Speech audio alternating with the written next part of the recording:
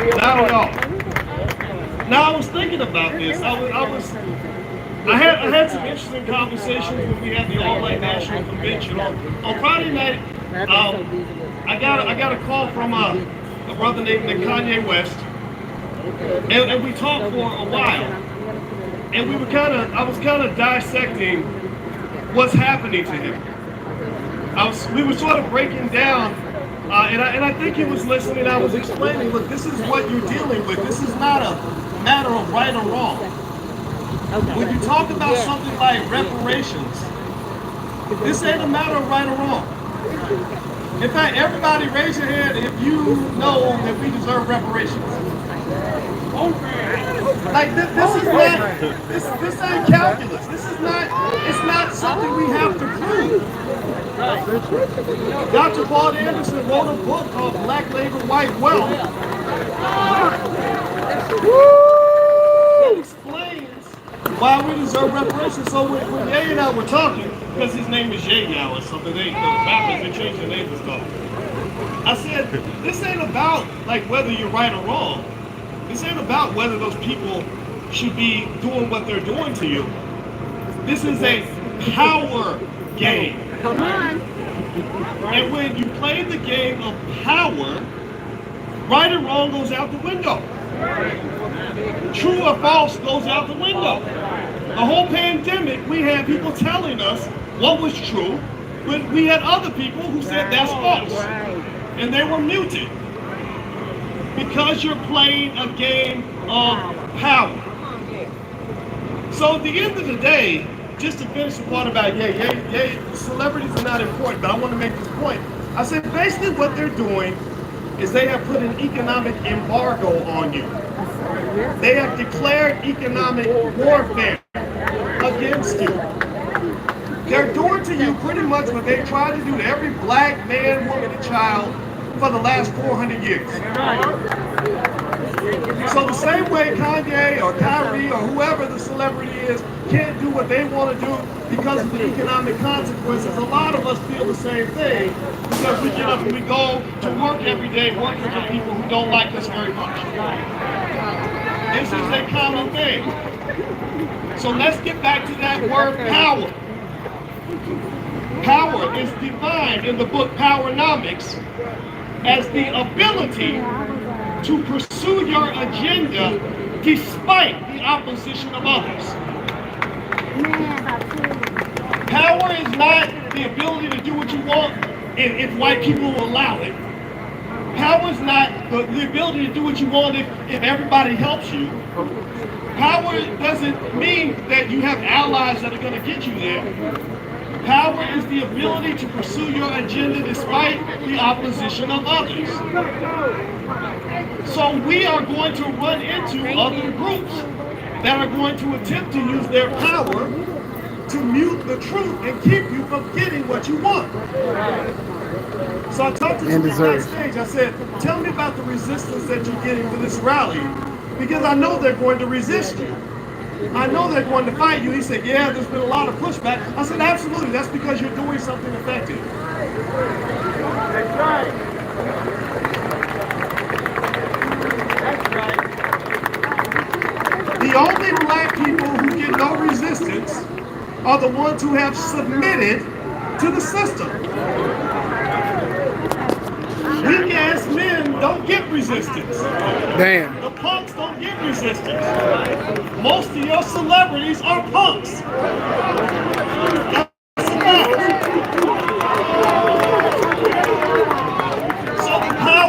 the power in the community is not on TV. It's not in your favorite rapper. It's not with your favorite actor. The power is right here in this space. This is where black power lives. This is where the work is going to get done.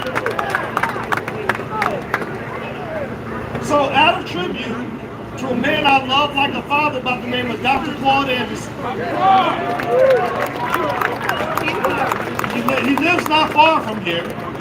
And just to tell you how effective he is, he's lived down the street from Howard University for decades. They've never had him come speak.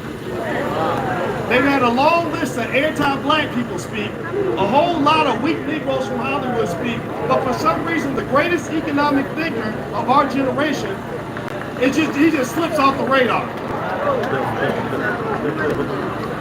That tells you what you're up against. That's telling you what you have to fight. So let me give you something that will help you in this battle. I'm going to give you 3 core values that I believe in. This is not a solution that's going to come from the politicians. It's not a solution that's going to come from the celebrities. It's a solution that comes from us and our families. Black people have to do 3 things. We must educate our own children. Yes. Because the public school is killing them at an early age. Our public schools are nothing but prisons on training wheels, and they're training our kids to become little white supremacists. Second thing we must do after we educate our own children, we must create our own jobs. Yes. A lot of our people cannot be free because you cannot expect to fight the powers and beg them for resources at the same time. The man who feeds my family, I can't look at him and say, I'm the man of this house. He's the man of the house. Damn. So we have to create our own jobs so we don't send our kids across town begging for a job from people who hate them. Yes. The third thing we must do is we must support black businesses by any means necessary. Black people, you are not poor. You are not broke. Black people have 1.6 trillion in spending power. That exceeds the gross domestic product of Russia, Mexico, Saudi Arabia, we're tied with Canada. How the hell can you have a spending amount that matches the GDP of Canada and call yourselves poor? So you don't have a lack of resources. You have a lack of planning. Yes. A lack of mindset. A lack of focus. Everything that we need, we've already got. So as we move forward with this reparations fight, and we should move forward with intentionality. I am not here to tell you what to do, but whenever a politician calls me, I tell them if you can't support reparations, then I cannot support you. Say that again. No reparations, no vote. No reparations, no vote. No reparations. No reparations, no vote. No reparations, no vote. No vote. Thank you all very much. That's all I gotta say.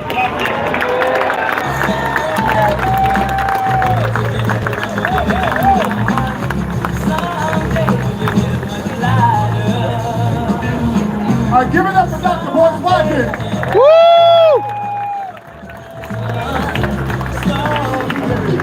Are we still good, guys? We good on this side? Yeah. We good over here? All right, now coming to the stage, we have one of our DMV sisters. She was in a couple of my movies. She's in the new movie that we have coming out called American Maroon, coming out in a couple of months. Ladies and gentlemen, give it up for Dr. Maya. Give it up for Dr. Maya.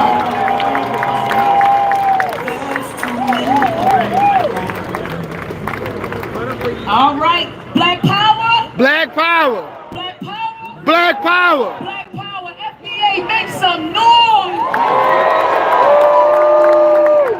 Giving all praises to the Creator and the ancestors, for we are our ancestors and we stand on their shoulders. Ashe. Ashe. Love and honor and gratitude to Brother Tariq Nasheed. Let's give it up for Brother Tariq Nasheed. And all of the grassroots organizations for raising awareness around the issue of reparations for foundational Black Americans and for mobilizing our people to demand what is rightfully ours. But before I give my spill, I gotta address the elephant in the room. FBA is not a hate group. FBA is a lineage. FBA is a lineage that we are proud of and that we will protect and advocate for. So to my brothers and sisters on the continent and throughout the diaspora, FBA is no different from you recognizing your Yoruba lineage, or your Ashanti lineage, or your Akan lineage, or your Bamaliki lineage.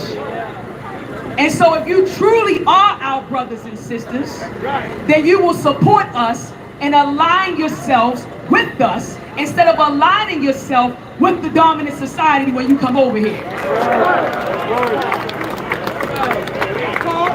Dr. Sandy Darity, in his book From Here to Equality, Reparations for Black Americans in the 21st Century, he defines reparations as a program of acknowledgement, redress, and closure for grievous injustices. So reparations isn't a handout.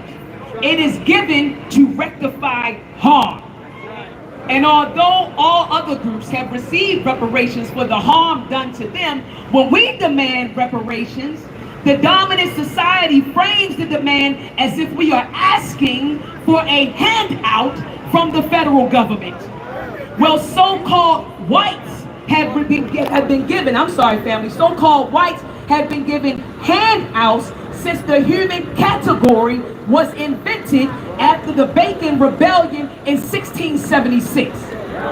See, whiteness is an invention. There's no such thing as a white person. And after the Bacon Rebellion, this government passed a package of laws that gave psychological and material value to those who were classified as white. And these laws gave patriarchal authority to white men. It gave power to white men. And it disempowered people who were classified as non-whites. In Dr. Amos Wilson's book, Blueprint for Black Power, how many of you have Blueprint for Black Power? Blueprint for Black Power by Dr. Amos Wilson, that book should be in every black home.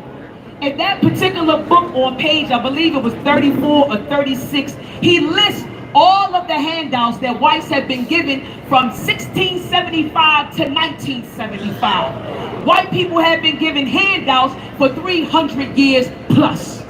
All right, and so from 1683 to 1889, the federal government passed acts and ordinances that gave lands to whites. Specifically, the Homestead Act, which was passed in 1862, it granted settlers 160-acre tracts of federal lands without charges. Over 250 acres of public lands were transferred almost exclusively to whites in the most important land program in American history. In the book, The Hidden Cost of Being African American by Thomas Shapiro, we learned that over 1 million whites today still live off of the wealth that they incurred from the Homestead Act alone. From 1920 to 1975, our federal government, they passed the Mineral Leasing Act, which authorized the federal government to lease public land for the exploration of gas, oil, and other minerals. In 1926, they passed the Federal Air Commerce Act, where they gave licenses to qualified aviators. So you wonder why we don't have black-owned airlines. Your government made sure we didn't have black-owned airlines. All right, and the Federal Communication Commission, they issued the first licenses for television broadcast stations, and no grants were made to Negroes. This is Dr. Amos Wilson's language. He says Negroes until token awards in the late 1960s and 1980s. So family, you wonder why we don't have black-owned television networks, because your government designed it to be that way. And so Dr. Amos Wilson's list does not include the New Deal policies that were passed under the Roosevelt administration, right? I'm talking about the FHA loans and the VA loans, which created a white middle class. All right? And so while they were creating a white middle class, we were confined to ghettos. We were redlined and confined to ghettos. Ghettos are a government creation. And so this government has been complicit in putting us at the bottom of the dominant hierarchy. So it is the government that needs to fix this problem. Ashe? Ashe.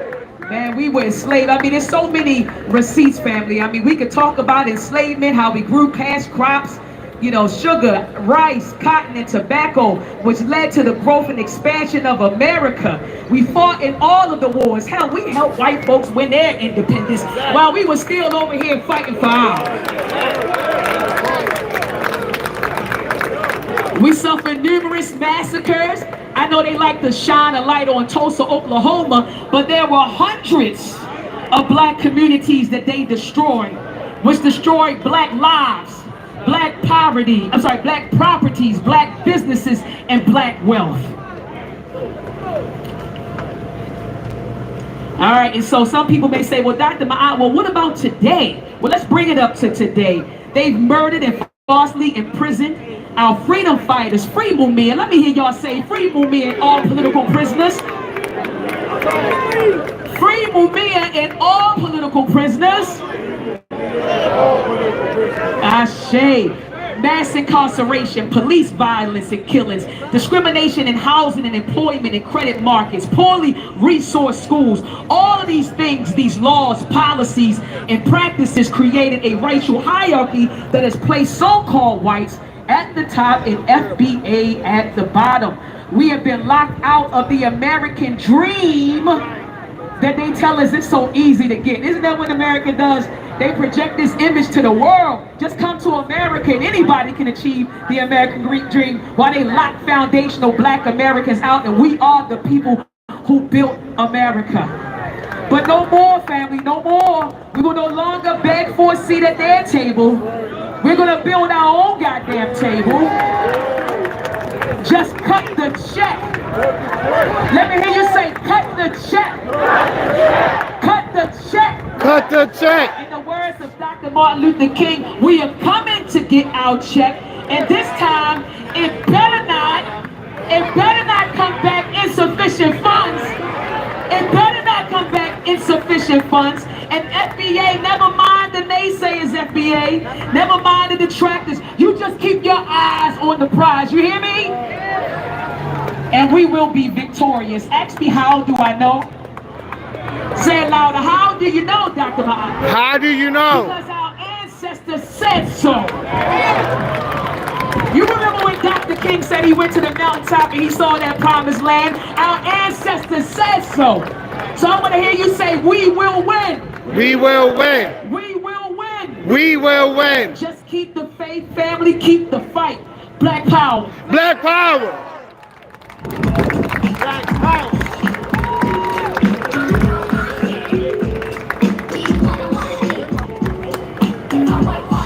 Give it up for Dr. Ma'at out of Baltimore. She is definitely a powerhouse. Before I bring up the next speaker, I'm going to remind us of the 5 pillars of reparations. You're going to repeat after me. Compensation. Compensation. Restitution. Restitution. Rehabilitation. Rehabilitation. Satisfaction. Satisfaction. Guarantee of non-repetition. Guarantee of non-repetition. Awesome. So I think we're ready to bring up our next speaker. This is an elder, an esteemed elder that we've seen all in the community. He's been putting work in for decades. Professor James Small is a scholar, activist, dynamic speaker, and organizational consultant. He's been an activist since his teenage years. His in-depth knowledge, thought-provoking, and calm delivery are influential elements to break the programming of miseducation. He studied extensively with Dr. John Henrik Clark, Dr. Joseph A. Minyakupan, Dr. Leonard Jeffries, Dr. Ivan Van Sertima, Dr. Asa Hiller, Dr. Wade Nobles, Dr. Amos Wilson, and Dr. Francis Press Wilson. Just to name a few. Professor James Small is found in the African American history and culture, like Malcolm X and African traditional religions. He loves all of our people. He's behind me. I was going to go on and on. Give it up for Baba James Small. Woo!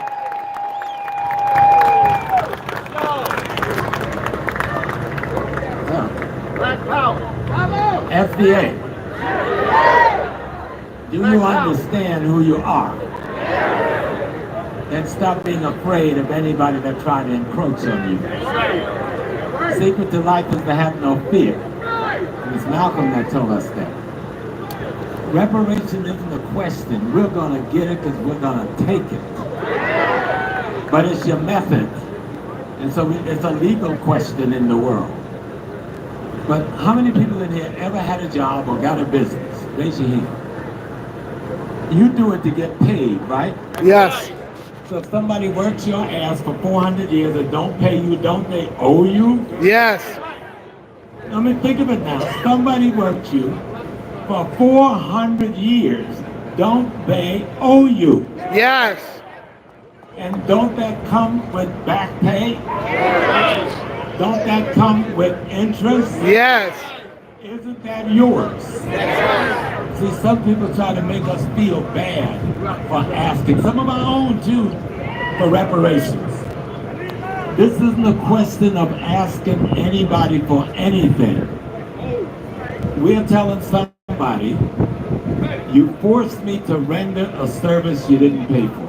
Right. In the process, you murdered nearly 50 million of my kind. You owe me. I'm not asking you for anything.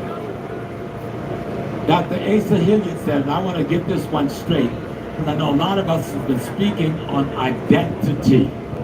If you don't get identity straight, you don't have a case. Okay? So foundation, I'm an African American. That's not a contradiction. But I'm also a foundational Black American. That's not a contradiction. You understand? If someone is from Ghana and then migrates here, he's not a foundational Black American. But I want you to hold up because I heard some stuff I didn't like. That's still your family. He just got another case. Yes. I've had cases. I've been in that precinct. I've been in that jail cell. And I know how you get a case. People have different cases. America committed a crime against people all over the world. And they got cases, but they don't have our case. We got a particular case. But I want you to be clear. I'm not giving up Africa. Now, some of y'all want to Yes. get the richest piece of real estate on earth. Do it. But I'm not doing it, and I'm not going to advise you to do it. Say that again. That's yours. But that's not what we're talking about. We're talking about a nation here called the United States of America that we built. We didn't just build it with labor. We built it with our intellect. We built it with our science. We built it with our technology. We built it with our spirituality. And we're still doing it. And we want it back. That's right. Let me tell you a little secret. People play games on your mind and it makes you think you're weak, and when you think you're weak, you take a certain posture that it's time to fight. When you break down the ethnic groups in America, the largest ethnic group according to their tallies is the Germans. The second largest ethnic group is let me get it right, the foundational Black Americans. Now I want you to understand this because I'm going to show you something. The foundational Black Americans, according to the stats done by this criminal enterprise called the government, right, is second only to the German in population size in America. But the big lie is we're the only people whose immigrant population, whether they're making mistakes or not, we'll deal with that before I'm finished, is not counted as their population. Italians is counted as Italians, no matter when they got here. Greeks are counted as Greeks, no matter when they got here. Chinese is counted as Chinese, no matter when they got here. But they don't do that for foundational Black Americans. If they did that, the African Latino, who's not even treated kindly by the white Latino, is still counted as white folks and isolated from us. If we just took the African Latino into the family, we'd be the largest ethnic group in America. I'm trying to tell you something now, how you get played out of pocket and then you're fighting out of the wrong pocket. The foundational Black American is the largest population in America. And when you talk about ethnic population wealth, you're the first or second wealthiest ethnic population in America. But if you don't get clear on your identity, you don't know how to take your riches and turn your riches into wealth. Because all the criminals that make up this government, the black ones, the white ones, and the brown ones that have not voted for our reparations, we should use Make sure y'all share this video. you get to get in office, Like to the get video. the criminals out of office. But we don't know how to use all the tools at our hands. So the secret about voting, voting is a tool. It's not an addiction. It's not a disease. It is a tool when you live in a capitalist society that uses electoral processes to pick your leaders. Now, if you're going to sit back and let somebody else use that tool, you're going to lose the game. If you want to win the game, you better take control of every tool mechanism you got. But the first one is your identity. Power is the ability to define your reality, and that includes your identity. And everyone else will respect your decision on how you define yourself as foundation of Black America. So me, I'm not going to say I'm not an African American. Africa is my race. America is a geopolitical place. But foundation of Black American is an ethnic statement. It talks about a population for the last 400 years that have been under duress in the United States of America. And we come from all over Africa, and we formed our own ethnic nation. And you have to know how to identify your ethnic nation if you're going to be able to fight for them. Yes, my brother from Nigeria, he got a case against Britain, and he's probably got a case against America, but not the same case we got. All right? Now, I'm not going to argue with him. That's my brother. I'm going to fight for my case and ask for his assistance, and then when he fights for his case, I'm going to give him my assistance. Yes. Because this war is a race war, and it has been a race war for the last 3,000 years. The last 3,000 years you have been in a race war. This population, the foundation of Black America, for 400 years, we have taken on the mightiest white empire ever built on earth. And we have defeated them multiple times at the game. You understand?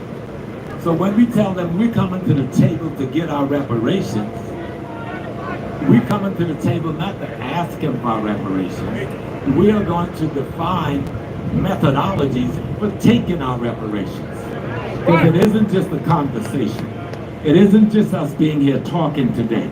Every one of you have to engage the foundation of Black Americans and organizing the mechanism necessary to take our reparations. Right. And understand, reparations is a pretty name for the money they owe us, okay?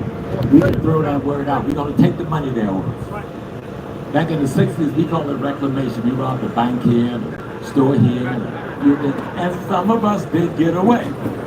Some went to jail, some of us did get away. We call it reclamation.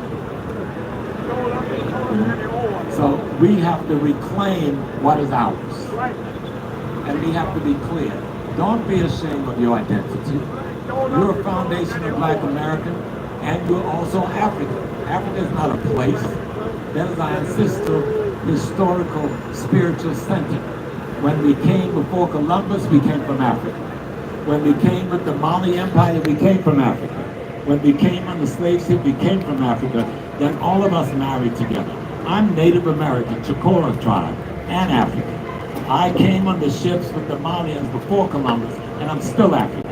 And I'm here talking. Yes. I'm from South Carolina, the Gullah Geechee culture, Chicora Nation. Right? I'm straight up foundation of Black America. I got all the elements. But I'm not going to give nobody Africa. Yes. But guess what? America is as much mine as Africa is. I bought this. I bought this. I paid blood for this. I paid labor for this. And I want to control this. And we are going to control this. Don't be afraid. White people across the planet is at minus birth rate. Not zero birth rate. They're at minus birth rate, meaning they cannot have enough babies to keep up with the natural death process. So that's what the LGBT thing is about. That's what, no disrespect of a brother or sister in that, they got to deal with that.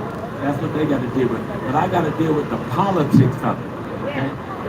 That's what that whole thing of intermarriage, you saw how the intermarriage thing has souped up? That's what that's about. Trying to now supplant your gene into their gene, hoping that they can survive. But they're not going to survive. But most of us here will not live to see their death. But we know their death is going to come. But what we can do is make sure we make the case for reparations now. Like that dude was talking about segregation, we want reparations now. We want reparations tomorrow. We want reparations forever. And we're going to take the whole damn country. So we just want to be clear. Don't give up being an African. Yes, you know, still, I want that gold and that diamond. I'm not about to give that to nobody. I want the platinum and the tungsten and the coltan. That's mine. I'm not giving that up. But I want this too. I want this because I built it. I want this because I raised it up. I want this because if you look at all the major inventions in this country, we did it, not them. They took it, but we made it. We invented that light bulb, not them. We invented the cell phone, not them. We invented the computer, not them. And you can go on and on and on. Take our technology out, they die. That's a part of your reparations. They stole all your patents. They stole all your technology. They even stole your hip-hop rap music, made trillions of dollars of it, and when somebody stand up like Kanye, they try to shut him down. And so I spoke up for Kanye a couple of weeks ago and tell them, I'm not going to let them shut him down. And you shouldn't let them shut him down. Foundation of Black America, be proud of your identity, all of your identity. If I went to Africa, I would meet a Yoruba man, and he would be a Yoruba man, and proud of that. He would be a Nigerian, and proud of that. He would be from Benin State, and proud of that. And he would be an African, and proud of that. So don't let nobody limit your identity. You're an African. You're an African American. You're a foundation of Black American, and you are some more stuff. Own your identity. Shackle yourself to your identity. And then make your case for reparations, reparations, reparations, reparations now. Peace and blessings.